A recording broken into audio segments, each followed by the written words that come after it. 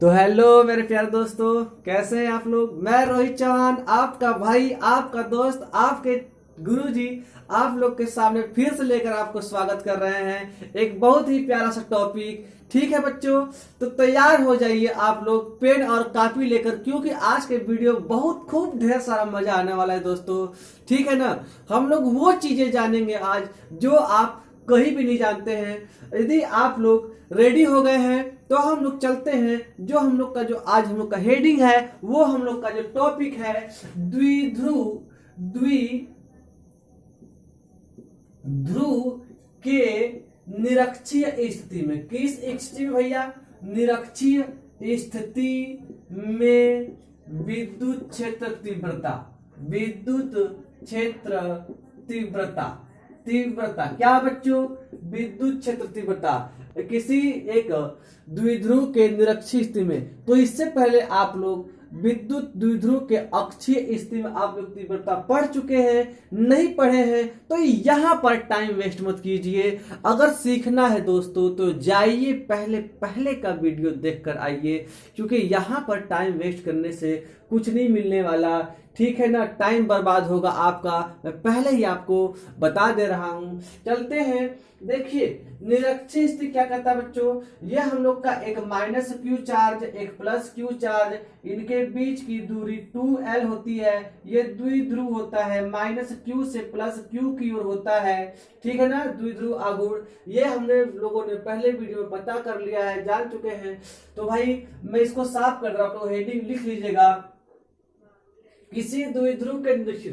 देखो बच्चा, अब मुझे एक ऐसा पॉइंट ज्ञात करना है, ऐसा पॉइंट ज्ञात करना है जो इस डाइपोल के सेंटर से 90 डिग्री के पोजीशन पर हो, सेंटर से 90 डिग्री के पोजीशन पर हो। देखो बच्चा, बहुत लोग क्या कहते हैं कि द्विध्रुव के अक्षीय स्थिति में बहुत लोग कहते हैं 90 डिग्री। अब देखो बच्चा, अगर आप यहां पर आप कोई लेते हैं तो भाई क्या होता है, यहां पर अगर बनाए तो क्या यहां पर 90 डिग्री नहीं बन रहा क्या? तो क्या ये निरक्षीय स्थिति में कहलाएगा बच्चों? नहीं कहलाएगा, नहीं कहलाएगा। इसका जो पोजीशन हमें फाइंड करना होगा उसके सेंटर से। कहा बच्चा? सेंटर से। अगर मैं कोई निर्देशांक बना दूं, ये एक्स एक्सिस, ये वाई एक्सिस, पता है क्या पता है? यहां पर मैं एक कोई डाइपोल रख दूं। देखो बच्चों, ये क्या पड़ा भाई? सेंटर, जिसे आप लोग ओरिजिन कहते हैं, मूल बिंदु। तो बच्चों देखिए, इस मूल बिंदु से अगर इसके अक्ष में कोई पॉइंट आएगा, इधर कोई पॉइंट आएगा तो इसे कहेंगे अक्षीय स्थिति, इधर कोई पॉइंट आएगा तो कहेंगे अक्षीय स्थिति। अब इसके सेंटर से मींस वाई अक्ष पर क्या बच्चों, यहां पर कोई पॉइंट कहलाएगा तो उसे कहेंगे निरक्षीय स्थिति। क्या कहेंगे? निरक्षीय स्थिति। वो उसकी जो पोजीशन है उसके सेंटर से 90 डिग्री पर पोजीशन वेक्टर बाहर बनना चाहिए। यहां से ओरिजिन से ये होना चाहिए बच्चा, ये होना चाहिए, ये होना चाहिए, ये होना चाहिए। ऐसा नहीं यहां से पॉइंट हो गया तो आप यहां से कर दिए, नहीं भाई। इसकी यहां से पोजीशन कुछ एंगल पर हो जाएगी। किसी भी पॉइंट की पोजीशन हम लोग उसके डाइपोल के सेंटर से लेते हैं। किसी डाइपोल से किसी पॉइंट की पोजीशन उसके डाइपोल के सेंटर से लेते हैं बच्चों। देखिए इसका सेंटर भाई मान लेते हैं हम यहां पर है, ओ पर है। क्या बच्चा? ओ पर है। क्लियर क्या? अब यहां से मैं आपसे कहूंगा कि एक निरक्षीय स्थिति, यहां पर कोई एक बिंदु में यक्स ले रहा हूं। क्या बच्चा ले रहा हूं मैं कोई यहां पर मैं कोई पॉइंट यक्स ले लिया। अब इस यक्स का यहां से आप एक आर दूरी पर, आर दूरी में मान भैया ये कोई मेरा आर वेक्टर है, आर पोजीशन वेक्टर है, ये कोई दिक्कत नहीं, जिसका परिमाण आर के बराबर है। Any problem? नहीं प्रॉब्लम सर जी। ठीक है ना, मैं इसका जो पोजीशन वेक्टर है इसके मूल बिंदु से आर है, आर वेक्टर, तो मैं इसके मैग्नीट्यूड को लेता हूं केवल आर। Any problem? कोई दिक्कत नहीं। ठीक, अब देखिए, अब आप लोगों ने पढ़ा है बिंदु आवेश के चलते उत्पन्न विद्युत क्षेत्र की तीव्रता। अब यहां के चलते यहां पर विद्युत क्षेत्र की तीव्रता कैसे निकाल लेंगे यार? यहां पर तो कोई आवेश ही नहीं है, यहां पर तो कोई आवेश ही नहीं है बच्चा। समझे नहीं समझे? तो मुझे क्या करना पड़ेगा? मुझे करना पड़ेगा इस पॉइंट के चलते, इस आवेश के चलते यहां पर कितना विद्युत क्षेत्र की तीव्रता होगी, इस आवेश के चलते यहां पर कितनी विद्युत क्षेत्र की तीव्रता होगी। क्लियर है कि नहीं क्लियर है? अगर समझ गए तो ठोक दो लाइक, दबा दो सब्सक्राइब का चैनल, यदि आप लोग पहली बार हमारी वीडियो को देख रहे हैं तो। ठीक है दोस्तों, आप लोग दमदार तरीके से ठोक दीजिए लाइक, ठीक है ना, ताकि मैं आप लोग को आगे भी और मजेदार वीडियो बनाता रहूं। चलो बच्चों देखते हैं हम लोग, ठीक है। अब भाई आप लोगों ने पढ़ा होगा किसी पॉइंट चार्ज के चलते इलेक्ट्रिक फील्ड इंटेंसिटी, हमें पहले ये पता होना चाहिए कि उस पॉइंट चार्ज से उस पॉइंट की जहां पर मुझे विद्युत क्षेत्र की तीव्रता ज्ञात करनी है उसकी दूरी कितनी है। मैं ज्यादा फास्ट तो नहीं बोल रहा हूं ना, जो भी आप लोगों को कमी दिखता रहे आप लोग कमेंट में डाल दिया करिए, ठीक है ना। अब भाई यहां से मुझे इसकी दूरी चाहिए। अच्छा बच्चों ये बताओ, ये आर दूरी है तो ये बटा ई, इस पॉइंट को मैं ए लेता हूं, ए पॉइंट पर ये चार्ज है, ये पॉइंट भी बी पॉइंट पर चार्ज है ना बच्चों। अब देखिए ये वाला पॉइंट से इस वाले पॉइंट की दूरी कितनी होगी बच्चा, एल होगी, क्योंकि टोटल तो 2l है, तो ये भी क्या होगी बच्चा, एल होगी। क्लियर है क्या? अच्छा तो देखो पाइथागोरस प्रमेय, यूज पाइथागोरस प्रमेय। देखो बच्चा अगर यहां पर मैं इसको मैं थीटा मान लूं तो ये भी थीटा हो गया, ये भी बच्चा थीटा हो जाएगा। आए कि नहीं बात समझ में? ठीक है। अब देखो ध्यान, यदि मैं आपसे कहूं किसी छड़ को, किसी सरिया को, किसी छड़ को यदि आप किसी रस्सी से बांधकर ऐसे लटका देते हैं तो बच्चों यहां पर जो कोण बनता है ना वही कोण यहां बनता है। अगर रस्सी बराबर है तो, अगर रस्सी बराबर है तो दोस्त, यदि फिर या फिर अगर रस्सी बराबर नहीं होगी तो भाई ये जो छड़ है कि नहीं, छड़ भैया संतुलित रूप से टिकेगा ही नहीं, एक ऊपर एक नीचे होगा तो कोण ऑटोमेटिक। अगर ये अपने संतुलित अवस्था में है तो यहां पर बना हुआ एंगल जो होगा वो एंगल यहां बनेगा। ठीक है बच्चा ना, ये बात तो क्लियर है। ठीक है, अब देखो बच्चा भाई मैं ये वाला एंगल कितना होगा बच्चा, ये वाला एंगल बच्चा 90 होगा ना, ये वाला एंगल कितना 90 होगा। देखिए कितने एक पाइथागोरस प्रमेय से यह हम लोग का हो गया, हम लोग का लंब हो गया, क्या होगा बेटा, लंब हो गया। यह हम लोग का बेटा क्या होगा बेटा, आधार हो गया। तो देखिए कर्ण बच्चा ए एक्स बराबर क्या होगा, देखिए तो ए एक्स क्या होगा बच्चा, ए एक्स हम लोग को हो जाएगा अंडर रूट एल का स्क्वायर प्लस आर का स्क्वायर। एनी प्रॉब्लम बच्चा, ये वाली डिस्टेंस क्या है बच्चा, ये इसमें L square plus R square, ये वाली भी डिस्टेंस बच्चा उतनी ही होगी, एल का स्क्वायर प्लस आर का square. Any problem? No problem, ठीक कोई बात नहीं। अब देखिए अब बात क्या करते हैं भाई, इसके चलते देखो भाई, इस चार्ज के चलते इस दो भाई ए पॉइंट से पॉइंट यक्स, ये वहां पॉइंट वहां देखिए, ये लोग का पॉइंट हम लोग का यक्स है, ठीक है ना, ये पॉइंट हम लोग का यक्स है। देखिए अच्छा इस पॉइंट से इस यक्स की डिस्टेंस कितनी होगी, जितनी डिस्टेंस इसके लिए उतनी डिस्टेंस इस बी पॉइंट से यक्स की है। अच्छा ए पॉइंट पर जो आवेश है उसका परिमाण, बी पॉइंट पर जो आवेश है उसका परिमाण का मैग्नीट्यूड बेटा इक्वल है, बट उनकी नेचर डिफरेंट है।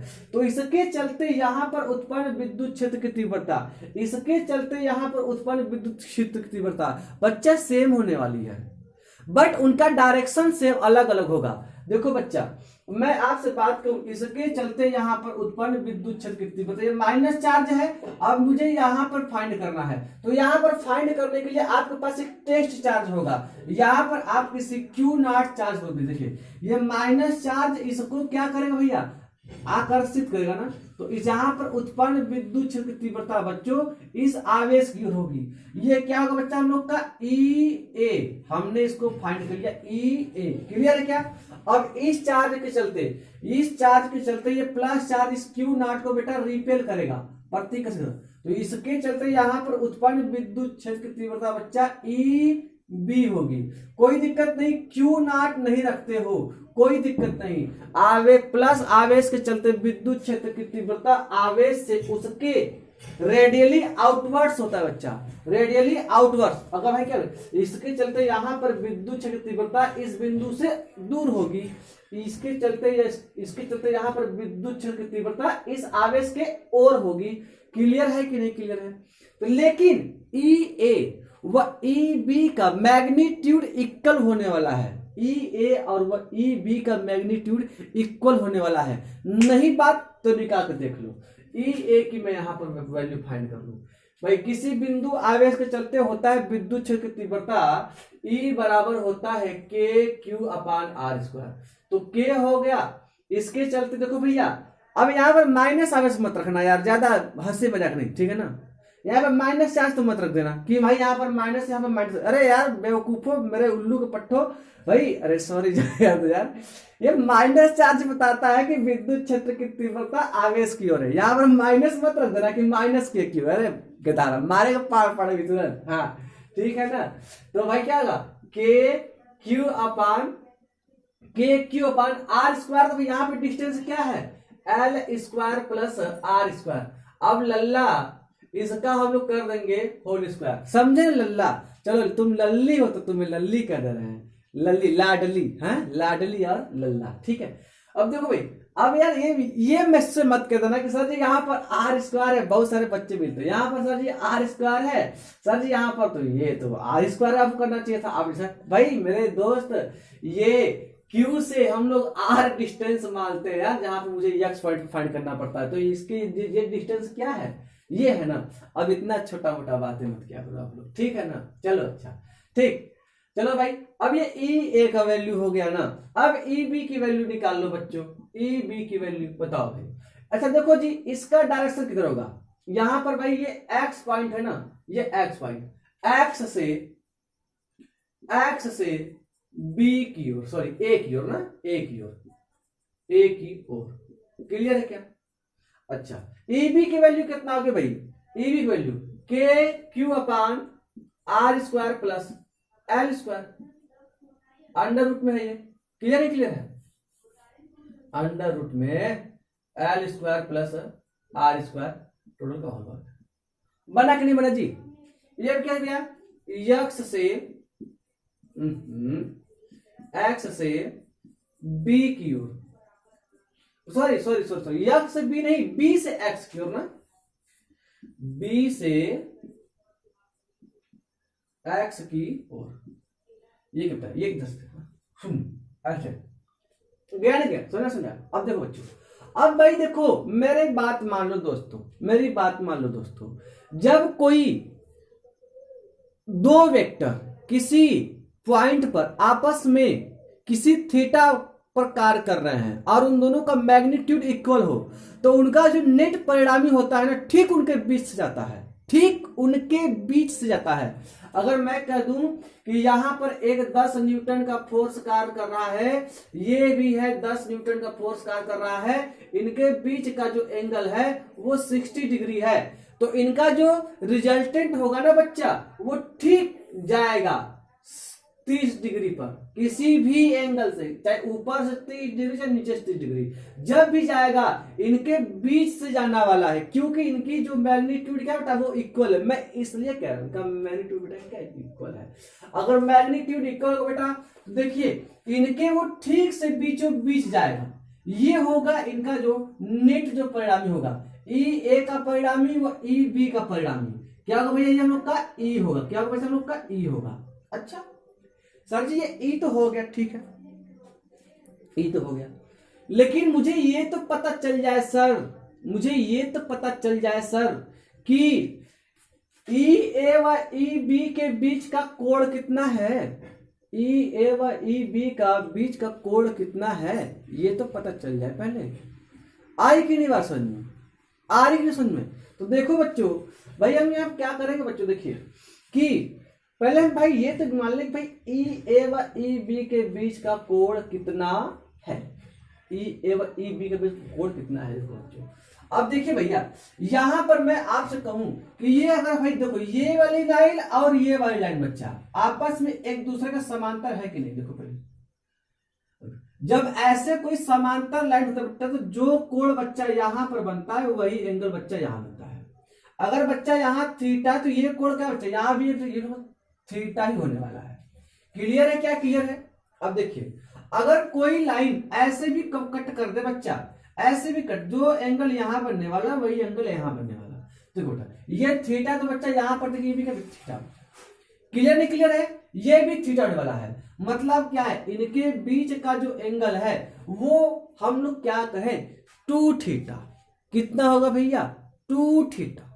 आ रही कि नहीं बात समझ में, 2 थीटा। क्लियर है क्या, क्लियर है? देखिए तो देखिए अब बात आ गई, आप लोग क्या करोगे भैया, इनका जो रिजल्टेंट है ना, आप दो प्रकार से निकाल सकते हो। ई बराबर आप कर दोगे ई ए का स्क्वायर प्लस ई बी का स्क्वायर प्लस 2 ई ए ई बी कॉस 2 थीटा।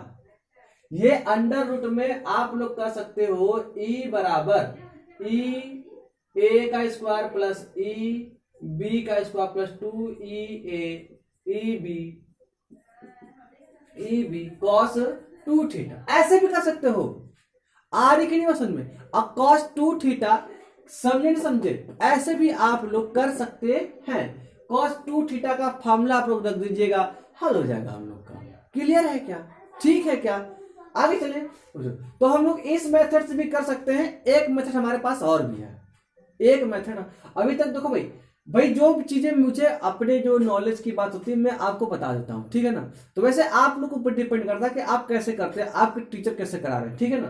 चलते हैं हम लोग भाई, कोई दूसरा एक और मेथड है। तो वो मेथड क्या है बच्चा, अगर हम बात करें इस ई ए का हम लोग कंपोनेंट लेंगे। क्या लेंगे भैया, इसका हम लोग घटक लेंगे। तो किसी भी वेक्टर का घटक लेने समय आप एक काम का ध्यान दिया करिए कि जैसे मान लो ये कोई फोर्स वर्क हमारा काम कर रहा है, ये हमारा कोई फोर्स है, इसका हम घटक ले रहे हैं भैया, ठीक है ना। इसका आप कोई घटक, ये कोई 36 से ये कोई फोर्स तरीके, ये कोई ई है फोर्स, ये कोई फोर्स है, वह इस 36 से थीटा एंगल पर है। तो आप इसका घटक लेना है बच्चा। किसी भी वेक्टर का आप कंपोनेंट लेते समय ऐसा एल बनाइए, आपको कुछ नहीं करना, एल बनाना है। क्या बनाना है, एल। और इस एल को ऐसे इनके ऊपर रखना है कि ये एफ इस एल के बीच आए। कैसे किया, एल के बीच आ गया, आया कि नहीं आया, आया कि नहीं आया, आ गया ना भाई। देखिए तो एक ऐसे जाएगा और एक हम लोग का ऐसे जाएगा। तो इधर जो जो जो जो थीटा के पास आएगा वो हम लोग का एफ कॉस थीटा होगा, जिसमें क्या होता है एफ साइन थीटा होगा। अब देखिए भाई, इसका हमें कंपोनेंट तोड़ना है तो आपको एल ऐसे बनाना होगा कि इस कंपोनेंट का ये जो है ना, इस एल का, इस ई का एल ऐसे आपको बनाना है कि ये एल ऐसे हो कि ये ई इनके बीच में पड़े। तो देखिए तो क्या बनेगा भैया, ऐसे नहीं बनेगा। अगर ऐसे कर दोगे तब जी कैसे बन पाए, देखो ये कहां बीच में आ रहा है। अगर देखो या तो इसको ऐसे करो आप, एक उंगली इधर जाने वाली, एक उंगली नीचे आने वाली। तो देखिए एल ऐसे नहीं बनेगा भाई, एक एल ऐसे बन सकता है और एक एल। अगर आप ऐसे करेंगे, अगर आप ऐसे एल बनाएंगे तो ऐसे हो गया। क्या हो गया, देखिए इधर से हुआ कि नहीं हुआ, ठीक है ना बच्चा। तो देखिए यहां पर देखो भाई, ये ई ए है जो थीटा के साथ होगा, उसे हम कहेंगे ई ए कॉस थीटा। जो थीटा के साथ नहीं होगा वो होगा ई ए साइन थीटा।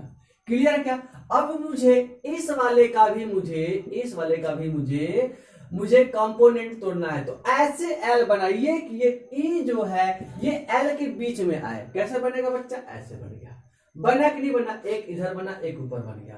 तो जो थीटा के साथ आएगा वो हम लोग का कहलाएगा कॉस थीटा। तो क्या होगा भैया, ई बी कॉस थीटा। ये हम लोग क्या करेंगे बेटा, E B sine theta. Clear है क्या, क्लियर है। अब देखो बच्चा, ये जो नेट जो परिणामी है ना, नेट परिणामी E A cos theta E B cos theta दोनों के योगफल के बराबर है।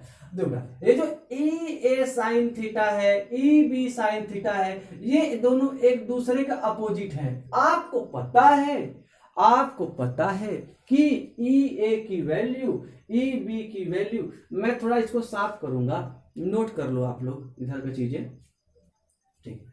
तो आप क्या कहेंगे यहां पर भाई, देखिए हाँ, ई ए के दो घटक, ई ए कॉस थीटा व ई बी ए साइन थीटा वियोजित करने पर,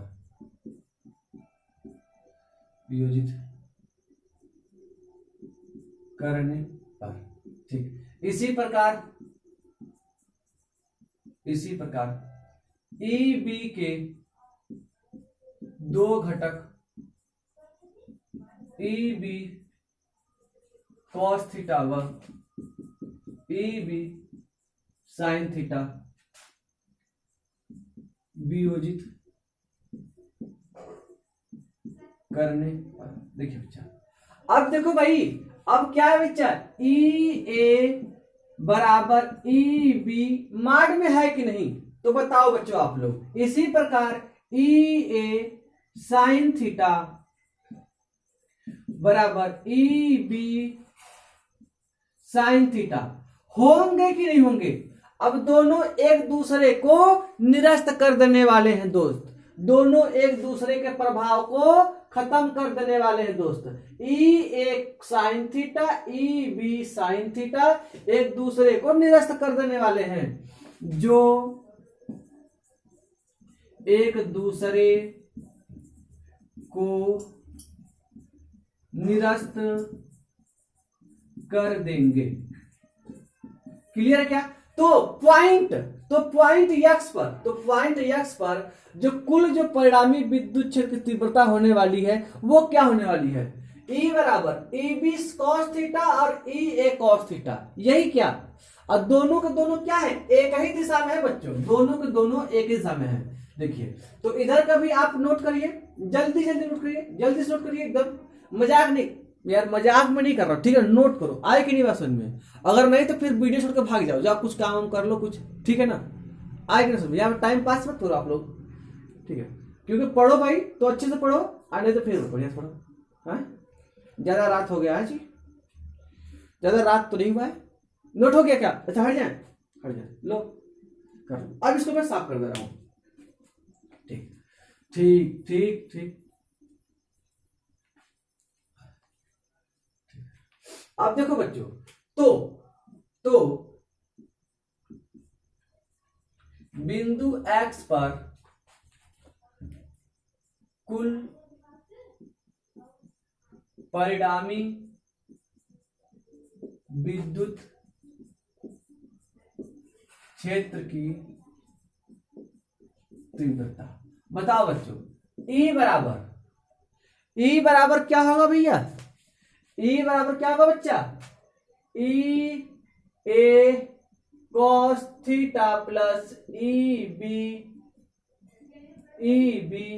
cos theta, E A cos theta plus E B cos theta, E A cos theta plus E B cos theta. ठीक है, और आपको पता है कि ई ए बराबर ई बी है, अभी हम लोगों ने पहले निकाल रखा है। तो ई बराबर आप कुछ भी कर लो, E A cos theta plus E B को भी ई ए कर दो, ई ए कॉस थीटा।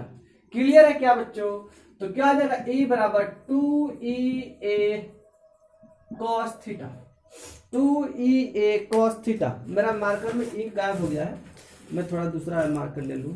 कौन सा मार्कर, जो मार्कर चल रहा हो, हाँ यही मार्कर चलेगा।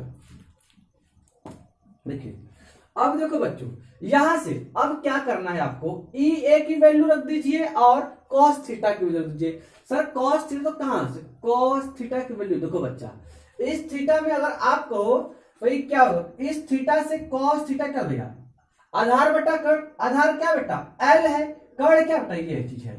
तो देखिए इंप्लाइज दैट कॉस थीटा बराबर L upon under root L square plus R square. भैया आधार बटा कर्ण होता है, आधार यहां से यहां तक एल, कर्ण ये चीज, आधार यहां से, अभी पूरा 2l मत ले लेना, ठीक है ना। पाइथागोरस पर में समकोण त्रिभुज में काम करता है, कुल त्रिभुज में काम कर देगा। तुम्हारे घर का है, हमारे घर का है कि नहीं, हम काम करा देंगे। अभी पूरा 2l ले लो ना, तो फिर पूरा 2l लेके फिर कहो कि मेरे तो l लग गए, चलो हाँ समझे नहीं समझे, ठीक है। फिर 2l ले लो, ठीक है, 2l लेकर फिर l लग जाओ, कोई बात कोई मतलब नहीं बनने वाला। ये ये इतना एल होना चाहिए, ये इतना हम लोग का L square plus R square होना चाहिए। क्लियर है क्या? चलो ई ए की वैल्यू अपने लिखा रखा हुआ है 2 इंटू के Q upon L square plus R square, ये अंडर रूट पूरे का होल स्क्वायर, यही ना, इंटू क्या भैया एल अपान ये under root L square plus R square. Clear है? क्लियर? इतना क्लियर है क्या? अब इतना नोट करो, पहले इतना पहले नोट कर लो। हाँ इतना पर नोट कर लो आप लोग, ठीक है? नोट कर लिए, कोई बात नहीं नोट करना है मत नोट करो, हमारा क्या जाने वाला है। चलो बच्चा, अब देखो बच्चा, ये देखो बच्चा देखो ये सेम टू सेम, देखो बच्चा कितना, देखो L square plus R square, ये भी करड़ी में है, इसके पावर 2 है, इसके पावर क्या बच्चा 1 है। तो बेटा सेम टू सेम वही डिजिट है, सेम टू सेम वही डिजिट, इनके पावर 2 इनके पावर कुछ नहीं, ये 1 है, तो क्या आ जाएगा बच्चा? देखिए ऊपर में हो जाएगा ई इक्वल टू, अच्छा के को पहले कर लो 2QL अपान के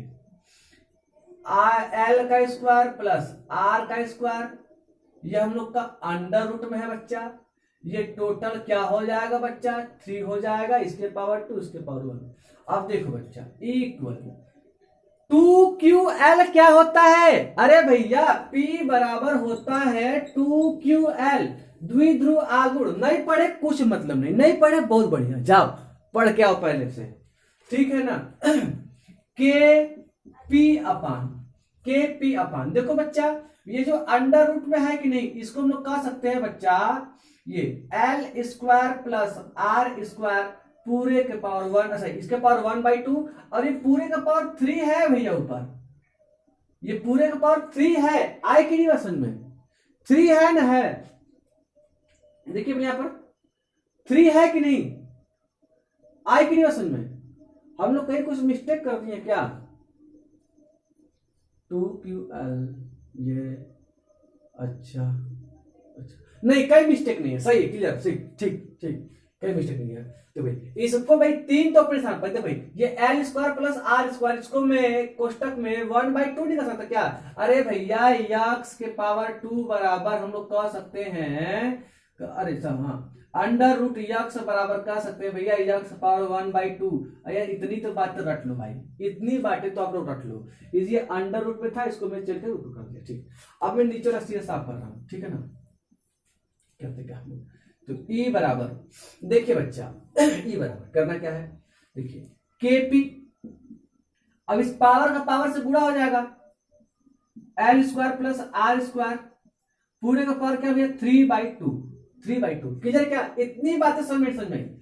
अब देखो बच्चा वही बात हो गई यहां पर वही बात हो गई कि sir ji L less than R, इस पर मैंने इससे पहले वाले वीडियो में मैंने बहुत अच्छे से चर्चा किया है, वहां से जाकर देख लो आप लोग।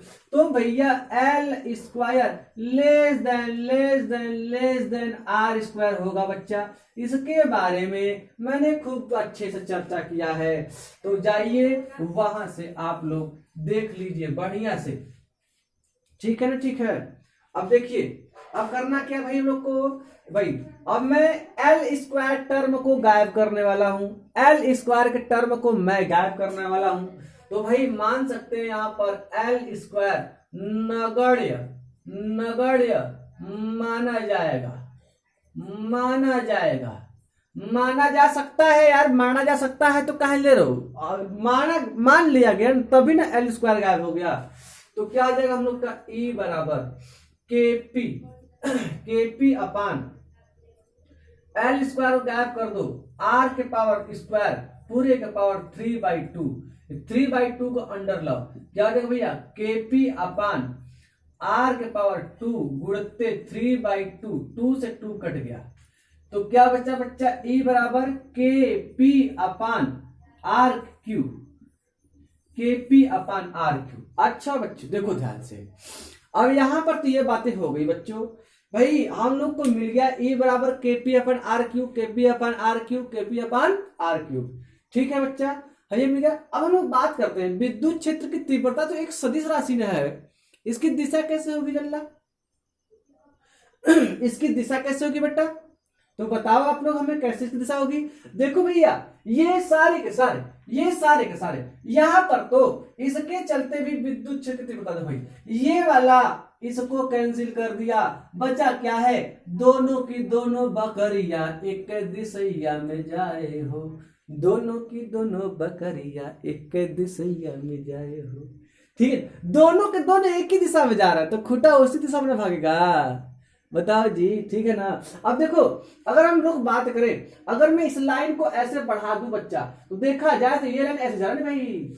तो देखिए इसके मैं कंपेरिजन करूं तो देखिए इस यहाँ पर उत्पन्न विद्युत क्षेत्र की तीव्रता भाई B से A की ओर जाएगा, या भाई देखो B से A, ये B, ये वाला A, B से A की ओर गया, B से A की ओर। लेकिन यहाँ पर विद्युत द्विध्रुव आघूर्ण के साथ कैसे होती है? प्लस माइनस क्यू से प्लस क्यू की ओर, माइनस क्यू से प्लस क्यू की ओर। देखिए भैया विद्युत द्विध्रुव के विपरीत हो गया, विद्युत द्विध्रुव के विपरीत हो गया। देखो बच्चा विद्युत द्विध्रुव आघूर्ण माइनस क्यू से प्लस क्यू, यहाँ पर उत्पन्न विद्युत क्षेत्र तीव्रता ऐसे जा रही है, ये ऐसे है, ये ऐसे है। मतलब क्या? मतलब क्या बच्चा? अगर मैं इसको वेक्टर फॉर्म में लिखूं, अगर मैं इसको वेक्टर फॉर्म में लिखूं तो E वेक्टर इक्वल टू के पी वेक्टर अपन के आर क्यूब, के पी वेक्टर अपन के आर क्यूब। क्या सही है क्या गलत है? गलत है। कैसे गलत है? यहाँ पर माइनस नहीं लगाया आपने, माइनस लगाने से ये पता चल जाएगा कि ये दोनों के दोनों सदिश एक दूसरे के विपरीत हैं। क्या भाई? ये दोनों के दोनों सदिश एक दूसरे के विपरीत हैं। बात क्लियर निकली है?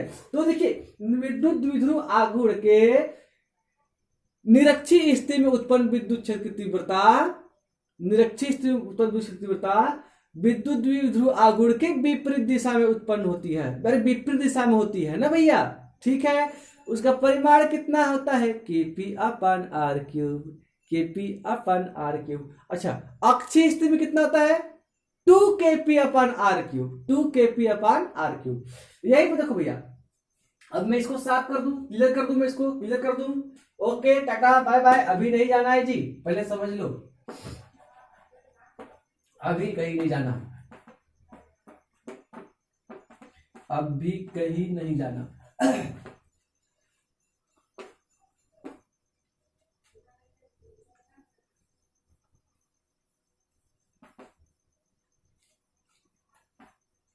चलो बच्चों अब देखिए, अभी देखो, अब देखो बच्चा द्विध्रुव के अक्षीय स्थिति में, द्विध्रुव के अक्षीय स्थिति, अक्षीय